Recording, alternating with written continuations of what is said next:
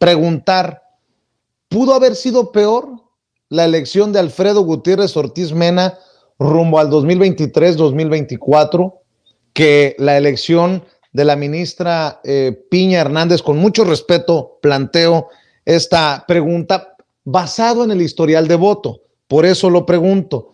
Ortiz Mena, cargado obviamente al calderonismo, Piña Hernández del peñanietismo, y lo pregunto porque ahí está el caso de Brasil, y no quiero sonar dramático ni exagerado, pero fue precisamente el Poder Judicial el que en su momento apuñaló a Lula da Silva, quien afortunadamente regresa a la presidencia ayer, y este Poder Judicial que tumbó a Dilma Rousseff. Lo comento porque ya el propio presidente creo que ha dado, abrió la puerta para entender que las fuerzas conservadoras vienen con todo luego del atentado contra Ciro Gómez Leiva, y no me quiero imaginar de qué nivel se va a poner el chacaleo, si me permites la expresión. Norman, ¿qué piensas de esto que estoy planteando? Bueno, pues pienso finalmente que dentro de los candidatos que nosotros conocimos y que cobraron mayor fuerza y se pudo verificar a través del conteo de la última sesión, entiendo que hubo 3 votaciones, y en la tercera votación ganó la ministra Piña con 6 votos por 5 que ya se habían acumulado de Gutiérrez. Tenemos antecedentes, porque además, bueno, nos preocupamos, creo que muchos ciudadanos, por saber quiénes eran, ¿no? Me parece que la maestra Piña fue, la ministra Piña, perdón, fue la elección menos dramática, porque sabemos perfectamente bien que el ministro Gutiérrez trabajó en el SAT, y justamente en esa época del SAT, de 2006 a 2012, entiendo que por ahí de fines del sexenio de Calderón, fue cuando se dieron de una manera aparatosa aquellas concesiones, aquellas devoluciones o simplemente no cobros a los grandes empresarios, a 60 grandes empresarios. Entonces, la complicidad de este ministro de la Suprema Corte en ese pasado, ¿no? Un pasado político, un pasado militante, un pasado calderonista.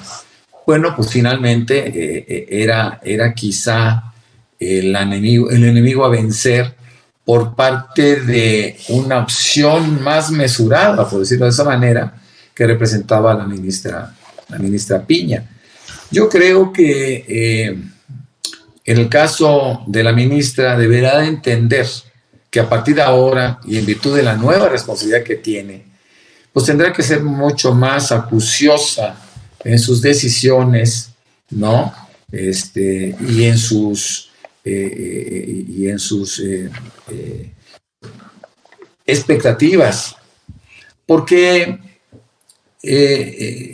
a veces el hecho de ser uno más de un colegiado, como en este caso es la Suprema Corte, no es que te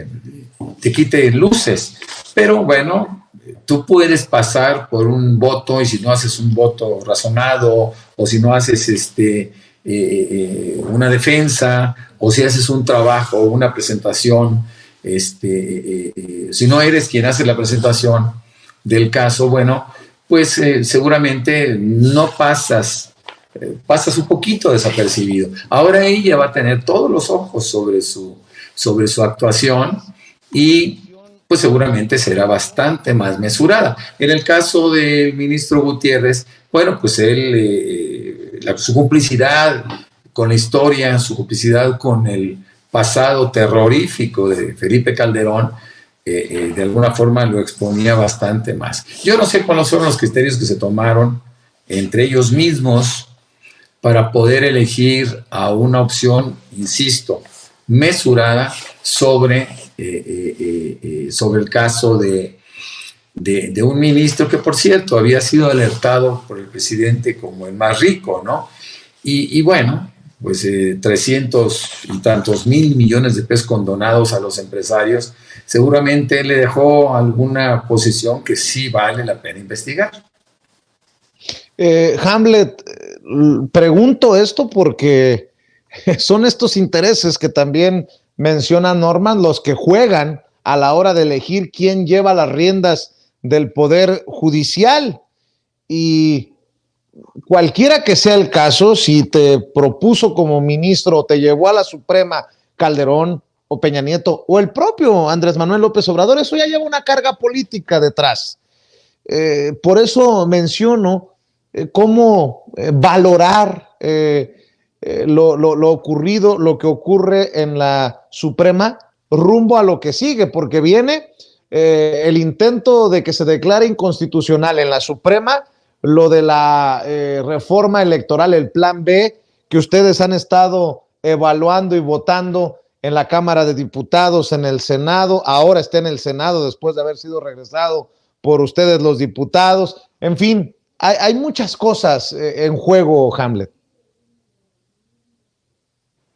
Sí, pues la Suprema Corte tiene un papel fundamental en este tipo de revisiones sobre lo que hacemos en la Cámara de Diputados, Vicente. Mira, es un error pensar que el Poder Judicial solo se puede transformar desde la presidencia de la Corte. Saldívar realizó un esfuerzo hasta donde le dio, pero en realidad los cambios pues no se lograron de fondo.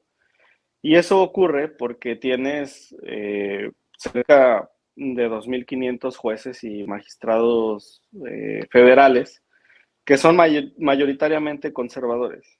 Y en realidad la transformación del Poder Judicial se tiene que realizar desde abajo, con la apertura del Poder Judicial a nuevas generaciones. Me la pusiste de pechito, entonces, Hamlet, te pregunto, esa transformación, eso que tanto exhibió y que necesita transformarse y limpiarse en el Poder Judicial, como lo expuso Arturo Saldívar, ¿se puede conseguir con la ministra elegida como presidenta en la Suprema? No, a partir de ahí no. A partir de ahí no va a ser posible. La Comisión de Puntos Constitucionales aprobó en el periodo antepasado un dictamen de una iniciativa que presenté para que los jueces federales y los magistrados fueran rotados a estados diferentes con cierta temporalidad para prevenir que se establecieran redes de complicidad y de corrupción. Eso se aprobó con votos incluso a favor de legisladores del PRI en la Comisión de Puntos. Pero pues lamentablemente no se ha votado en el Pleno. Tenemos juzgados federales en muy pocos municipios del país. Oaxaca, que tiene más de 400 municipios, ¿no? Tiene solamente juzgados federales en 2. En mi estado, en Jalisco, todos los juzgados federales están en la zona metropolitana de Guadalajara, ni siquiera en Puerto Vallarta o en Ciudad Guzmán o en Tepatitlán, en Autlán, en ciudades importantes del estado no hay jueces federales. Suele ocurrir así en la mayoría de los estados del país. Se requiere una reforma de fondo. Si el presidente ha mencionado que no va a haber una discusión constitucional, pues quizá tenga que ser en el próximo sexenio, pero en realidad el cambio en el Poder Judicial tiene que generarse a partir de eso. ¿Qué sí podría ajustar la ministra Piña? Si es cierto lo que ha mencionado en su discurso, que se siente arropada, que se siente cobijada, que representa a los ministros, pero sobre todo a las mujeres, pues que impulse la paridad. Esa paridad que hoy es una realidad en el Poder Legislativo, particularmente en la Cámara de Diputados, esa paridad que es una realidad en la bancada de Morena, que tiene 52% de integrantes mujeres en la Cámara, pero en el Poder Judicial las mujeres son el 27%. de las juezas, magistradas y ministras. En realidad no tienen un peso relevante. Ojalá que impulse eso, sería un buen legado. Un cambio en la forma de pensar de los jueces es complicado porque es un poder que por diseño pues es antidemocrático, no le deben el puesto al pueblo, no son electos, es un poder de élites porque se requiere pues cierta preparación o vínculos políticos para poder acceder a esos cargos. Y entonces los aleja, y los jueces y magistrados parece que están hechos como un molde. Tú puedes revisar desde sus tweets las sentencias que emiten y parece que todos piensan de la misma manera. Es un poder extremadamente conservador y cerrado, endogámico. No por nada en el gremio jurídico se le conoce como el poder judicial familiar. Ojalá la ministra también haga algo en relación al grave problema de nepotismo que el propio ministro Saldívar aceptó que existe en el Poder Judicial Federal, donde los jueces y magistrados intercambian familias en las otras ponencias, pero son algunos de los aspectos. Tiene 4 años para poder desarrollar este trabajo, ojalá que lo haga. Y sería muy interesante también que los jueces y magistrados y ministros, por supuesto, transparenten su evolución patrimonial, los recursos con los que cuentan, sobre todo por lo que comentó hoy el presidente de la República, Vicente. Así es. Y bueno, hoy